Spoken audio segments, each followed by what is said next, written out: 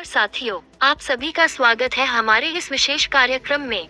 आज हम चर्चा करने वाले हैं कर्मचारी भविष्य निधि संगठन यानी ईपीएफओ के नए बदलावों के बारे में, जिन्हें ईपीएफओ 3.0 कहा जा रहा है। यदि आप नौकरी करते हैं, आपकी तनख्वाह से भविष्य निधि कटती है या आप अपने सेवानिवृत्ति को लेकर गंभीर हैं, तो ये जानकारी आपके लिए बहुत महत्वपूर्ण है। इस कार्यक्रम में हम आपके मन के सभी प्रश्नों का सरल और स्पष्ट उत्तर देने का प्रयास करेंगे। ईपीएफओ क्या है? ईपीएफओ का पूरा नाम है कर्मचारी भविष्य निधि संगठन। यह एक सरकारी संस्था है जो संगठित क्षेत्र में काम करने वाले कर्मचारियों की भविष्य निधि का प्रबंधन करती है। हर महीने आपकी तनख्वाह का एक हिस्सा भविष्य निधि में जमा होता है और उतना ही या निर्धारित हिस्सा आपके नियोक्ता की ओर से भी जमा किया जाता है। ये राशि आपके भविष्य और सेवानिवृत्ति के समय आर्थिक सुरक्षा प्रदान करती है। ईपीएफओ 3.0 में क्या बदलाव हुए हैं? सरकार ने पूरी व्यवस्था को सरल, तेज और अधिक पारदर्शी बनाने के लिए कई महत्वपूर्ण परिवर्तन किए हैं। पहले भविष्य निधि से धन निकालने के लिए लगभग 13 अलग अलग नियम और कारण थे। अब इन्हें घटाकर केवल 3 मुख्य श्रेणियों में बांट दिया गया है। 1. आवश्यक व्यक्तिगत जरूरतें। 2. आवास संबंधी जरूरतें। 3. विशेष परिस्थितियां। इससे प्रक्रिया अधिक आसान और स्पष्ट हो गई है। नए नियमों के अनुसार आप अपनी पात्र राशि का 100% तक निकाल सकते हैं, लेकिन आपके खाते में कम से कम 25% राशि शेष रहनी आवश्यक है।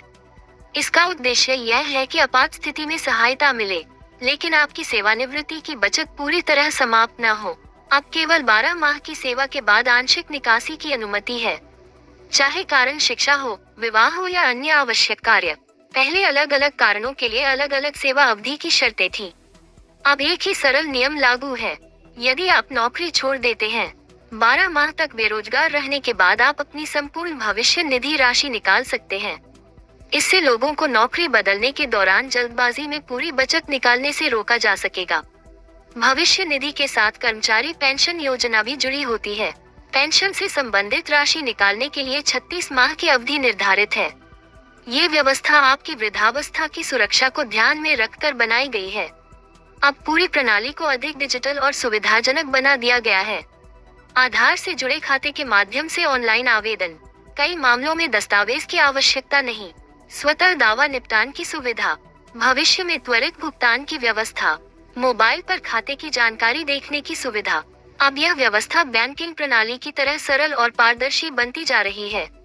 अक्सर पूछे जाने वाले प्रश्न, क्या नियोक्ता द्वारा जमा की गई राशि भी निकाल सकते हैं? उत्तर, हाँ, पात्रता के अनुसार वह राशि भी शामिल होती है। प्रश्न, क्या दावा अस्वीकार होने की संभावना कम हुई है? उत्तर, हाँ, नियमों के सरलीकरण से प्रक्रिया अधिक सहज हुई है। प्रश्न, क्या ये नियम सभी कर्मचारियों पर लागू हैं? उत्तर, ये नियम संगठित क्षेत्र के ईपीएफओ सदस्यों पर लागू होते हैं। साथियों, भविष्य निधि केवल एक कटौती नहीं है, यह आपके सुरक्षित भविष्य की नींव है। इसलिए इसके नियमों और सुविधाओं को समझना अत्यंत आवश्यक है। यदि आपको ये जानकारी उपयोगी लगी हो, तो इसे अपने सहकर्मियों और मित्रों के साथ अवश्य साझा करें।